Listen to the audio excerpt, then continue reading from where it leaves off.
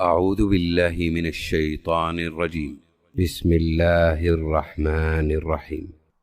طه ما أنزلنا عليك القرآن لتشقى إلا تذكرة لمن يخشى تنزيلا ممن خلق الأرض والسماوات العلى الرحمن على العرش استوى له ما في السماوات وما في الأرض وما بينهما وما تحت الثرى وإن تجهر بالقول فإنه يعلم السر وأخفى الله لا إله إلا هو له الأسماء الحسنى وهل أتاك حديث موسى إذ رأى نارا فقال لأهلهم كثوا إني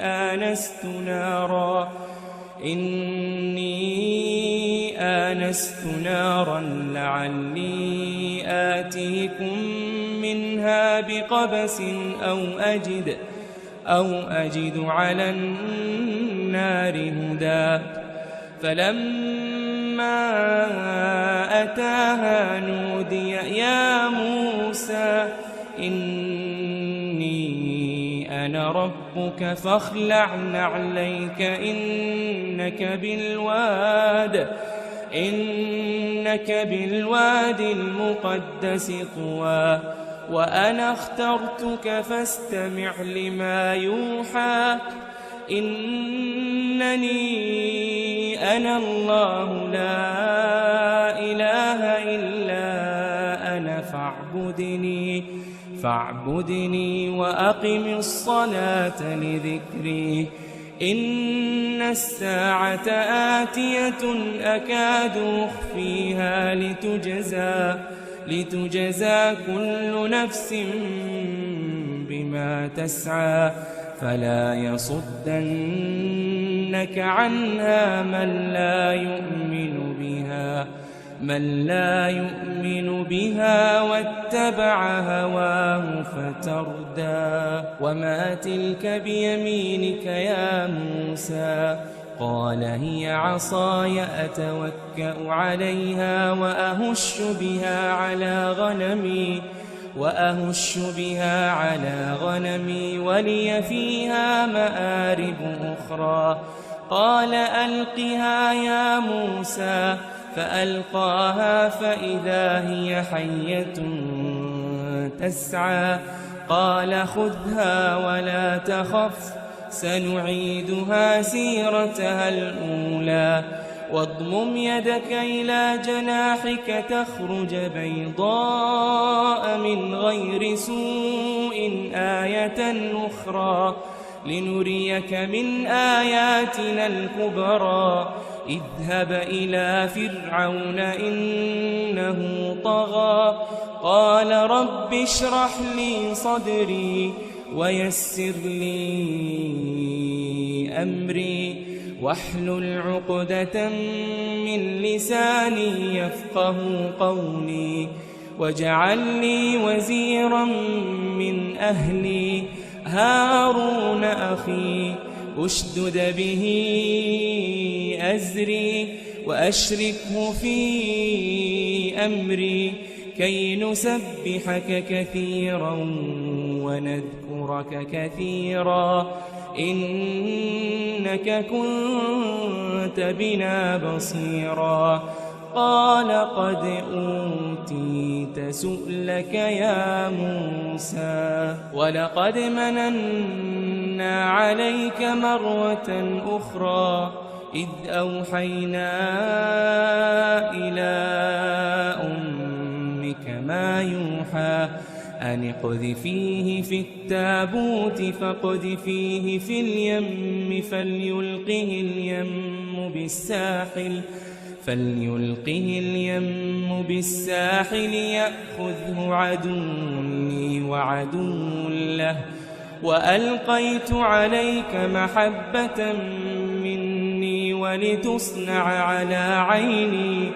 إذ تمشي أختك فتقول هل أدلكم على من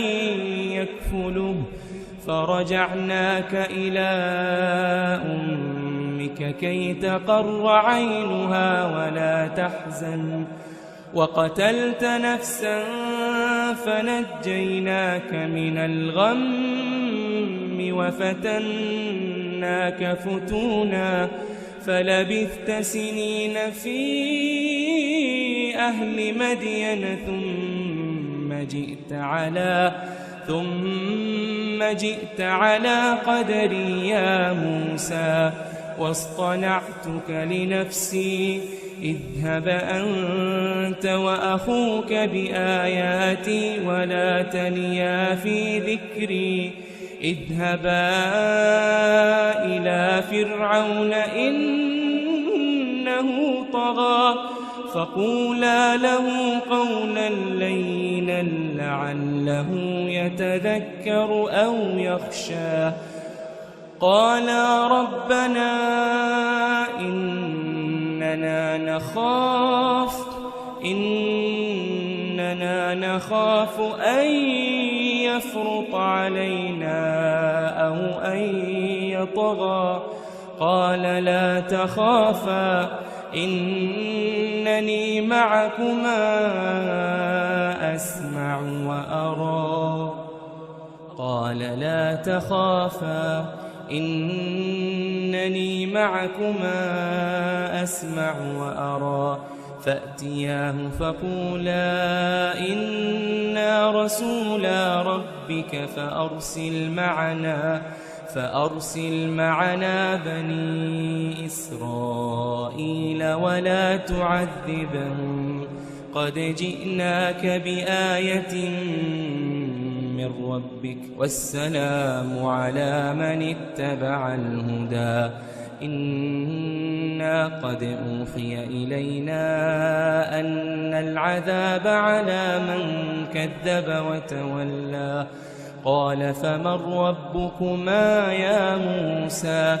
قال ربنا الذي أعطى كل شيء خلقه ثم هدى قال فما بال القرون الأولى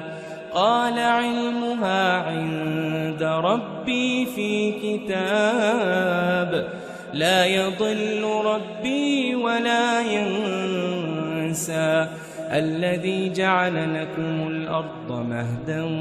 وسلك لكم فيها سبلا وأنزل من السماء ماء فأخرجنا به أزواجا من نبات شتى كلوا وارعوا أنعامكم إن في ذلك لآيات لأولي النهى منها خلقناكم وفيها نعيدكم ومنها نخرجكم تارة أخرى ولقد أريناه آياتنا كلها فكذب وأبى قال أجئتنا لتخرجنا من أرضنا بسحرك يا موسى فلنأتينك بسحر مثله فاجعل بيننا وبينك موعدا لا نخلفه نحن ولا أنت مكانا سوى قال موعدكم يوم الزينة وأن يحشر الناس ضحى فتولى فرعون فجمع كيده ثم أتى قال لهم موسى ويلكم لا تفتروا على الله كذبا فيسحتكم بعذاب وقد خاب من افترى فتنازعوا أمرهم بينهم وأسروا النجوى قالوا إن هذان لساحران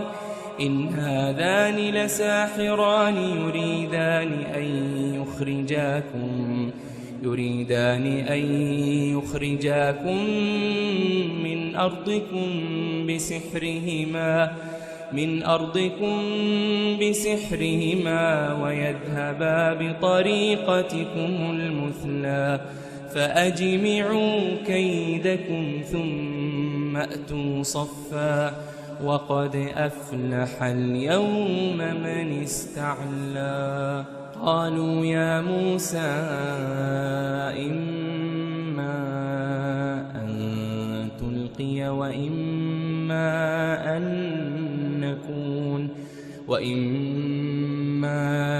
أن نكون أول من ألقى قال بل ألقوا فإذا حبالهم وعصيهم يخيل إليه من سحرهم أنها تسعى فأوجس في نفسه خيفة موسى قلنا لا تخف إنك أنت الأعلى وألق ما في يمينك تلقف ما صنعوا إنما صنعوا كيد ساحر ولا يفلح الساحر حيث أتى فألقي السحرة سجدا قالوا آمنا برب هارون وموسى قال آمنتم له قبل أن آذن لكم إنه لكبيركم الذي علمكم السحر فلأقطعن أيديكم وأرجلكم من خلاف ولأصلبنكم في جذوع النخل ولتعلمن أينا أشد عذابا وأبقى قالوا لن نؤثرك على ما جاءنا من البينات والذي فطرنا فاقض ما أنت قاض إنما تقضي هذه الحياة الدنيا إنا آمنا بربنا ليغفر لنا خطايانا وما أكرهتنا عليه من السحر والله خير وأبقى إنه من يأت ربه مجرما فإن له جهنم لا يموت فيها ولا يحيا ومن يأته مؤمنا قد عمل الصالحات فأولئك لهم الدرجات العلا جنات عدن تجري من تحتها الأنهار خالدين فيها وذلك جزاء من تزكى ولقد أوحينا إلى موسى أن أسر بعبادي فاضرب لهم طريقا في البحر يبسا لا تخاف دركا ولا تخشى فأتبعهم فرعون بجنوده فغشيهم من اليم ما غشيهم وأضل فرعون قومه وما هدى يا بني إسرائيل ولقد أنجيناكم من عدوكم وواعدناكم جانب الطور الأيمن ونزلنا عليكم المن والسلوى كلوا من طيبات ما رزقناكم ولا تطغوا فيه فيحل عليكم غضبي ومن يحلل عليه غضبي فقد هوى وإني لغفار لمن تاب وآمن وعمل صالحا ثم اهتدى وما أعجلك عن قومك يا موسى قال هم أولئك على أثري وعجلت إليك رب لترضى قال فإنا قد فتنا قومك من بعدك وأضلهم السامري فرجع موسى إلى قومه غضبان أسفا قال يا قوم ألم يعدكم ربكم وعدا حسنا أفطال عليكم العهد أم أردتم أن يحل عليكم غضب من ربكم فأخلفتم موعدي قالوا ما أخلفنا موعدك بملكنا ولكننا حملنا أوزارا من زينة القوم فقذفناها فكذلك ألقى السامري فأخرج لهم عجلا جسدا له خوار فقالوا هذا إلهكم وإله موسى فنسي أفلا يرون ألا يرجع إليهم قولا ولا يملك لهم ضرا ولا نفعا ولقد قال لهم هارون من قبل يا قوم إنما فتنتم به وإن ربكم الرحمن فاتبعوني وأطيعوا أمري قالوا لن نبرح عليه عاكفين حتى يرجع إلينا موسى قال يا هارون ما منعك إذ رأيتهم ضلوا ألا تتبعني أفعصيت أمري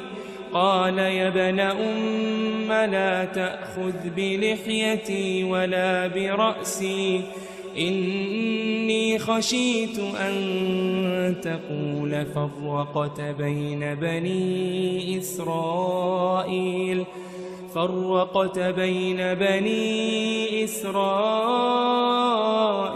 ولم ترقب قولي قال فما خطبك يا سامري قال بصرت بما لم يبصروا به فقبضت قبضة من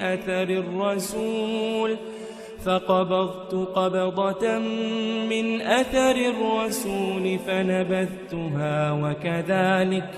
وكذلك سولت لي نفسي قال فاذهب فإن لك في الحياة أن تقول لا مساس وإن لك موعدا لن تخلفه وانظر إلى إلهك الذي ظلت عليه عاكفا لنحرقنه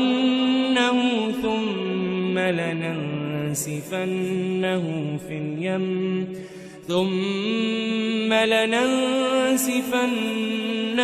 في اليم نسفا إنما إلهكم الله الله الذي لا إله إلا هو وسع كل شيء علما كذلك نقص عليك من أنباء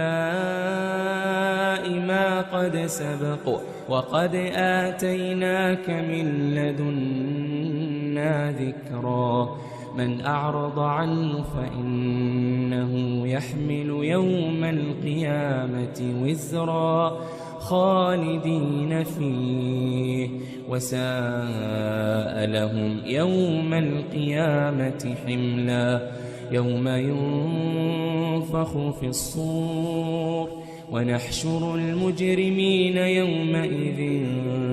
زرقا يتخافتون بينهم إن لبثتم إلا عشرا نحن أعلم بما يقولون إذ يقول أمثلهم طريقة إن لبثتم إلا يوما ويسألونك عن الجبال فقل ينسفها ربي نسفا فيذرها قاعا صفصفا لا ترى فيها عوجا ولا أمتا يومئذ يتبعون الداعي لا عوج له وخشعت الأصوات للرحمن فلا تسمع إلا همسا يومئذ لا تنفع الشفاعة إلا من أذن له الرحمن ورضي له قولا يعلم ما بين أيديهم وما خلفهم ولا يحيطون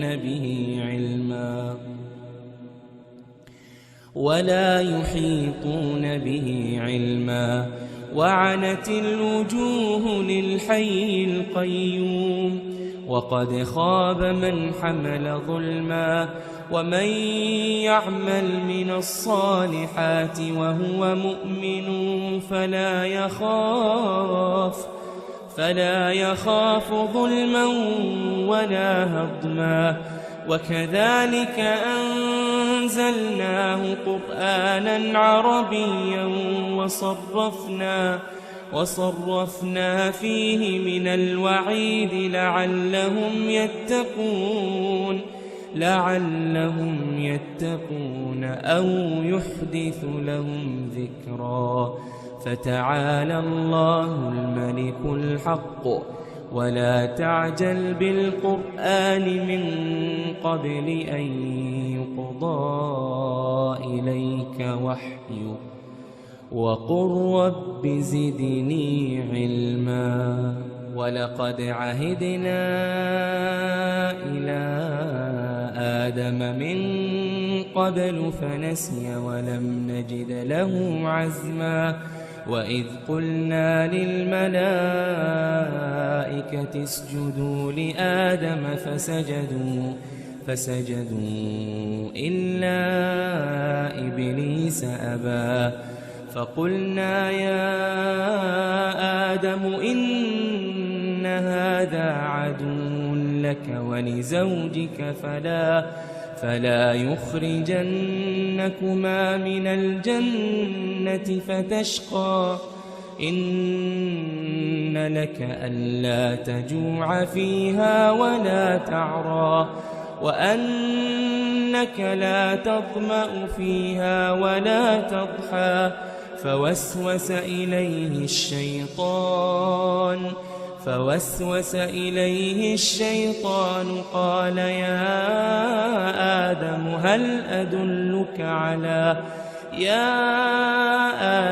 هل أدلك على شجرة الخلد وملك لا يبلى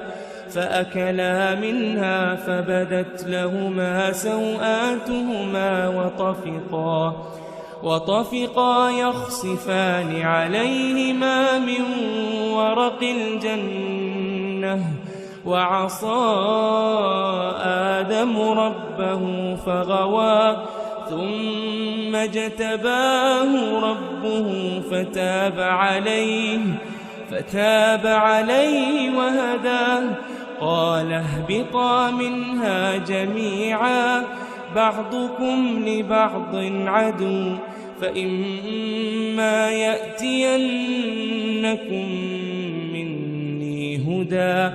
فمن اتبع هداي فلا يضل ولا يشقى، ومن أعرض عن ذكري فإن له معيشة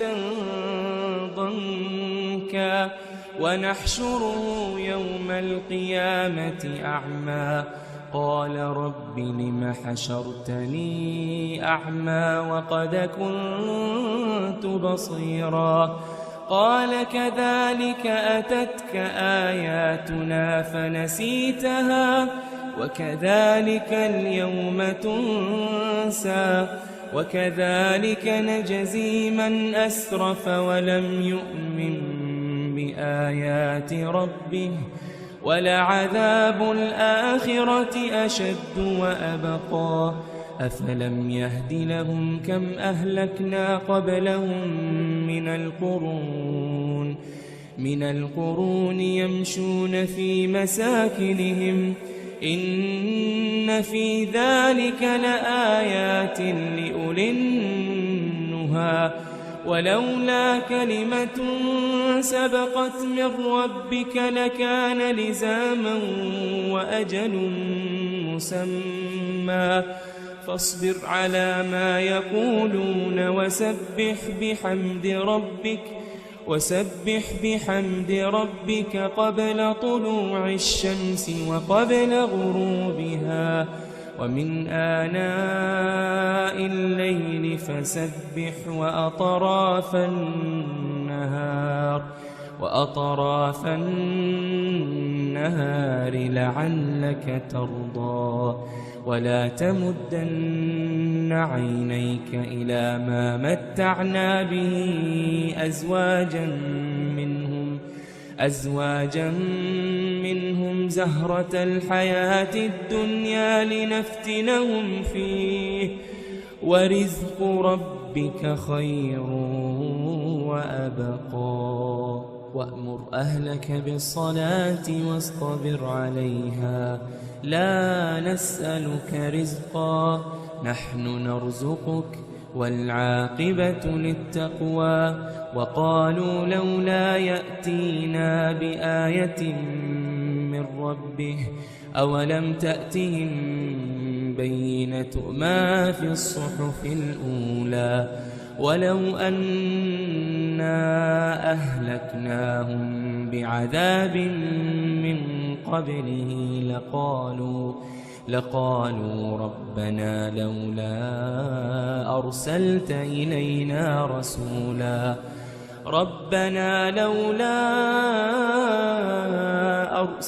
إلينا رسولا فنتبع آياتك من قبل أن نذل ونخزى. قل كل متربص فتربصوا فستعلمون من أصحاب الصراط السوي ومن اهتدى.